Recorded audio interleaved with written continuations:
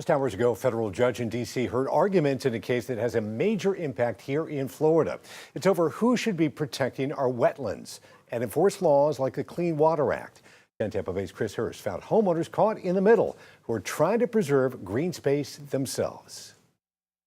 So I'm hoping that they can unfreeze the permitting process, really, because we're just the small guy. Adam Lombardo and his family don't often use the community park inside the Waterford on Alafia subdivision. I'd really love to be able to use the park a little more. The creek running through the park floods, and erosion around a bridge makes it unsafe.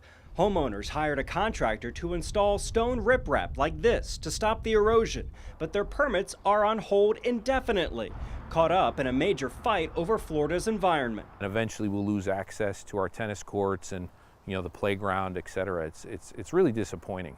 Because the erosion project would disturb a wetland, it has to get a special permit to comply with the Clean Water Act. The application is now one of about 1,000 across the state that are currently in legal limbo because of the federal lawsuit. It's not letting us enjoy nature. Environmental groups are suing federal agencies who gave Clean Water Act permitting authority to the state, saying the feds gave up on their responsibility to protect Florida wetlands. In February, a federal judge sided with the environmentalists, and Florida hasn't been processing clean water permits ever since. Really, all we could do is wait, but it is pretty frustrating because every time a storm comes, we're losing a little bit more and more. A hearing held today in the case sets up a likely appeal and possible Supreme Court showdown over who's responsible for environmental permitting. It leaves property owners like Adam Lombardo waiting to protect their own neighborhood.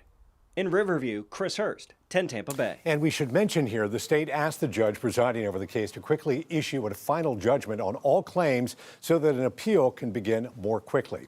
Other projects being held up include roads, bridges, schools, and hospitals.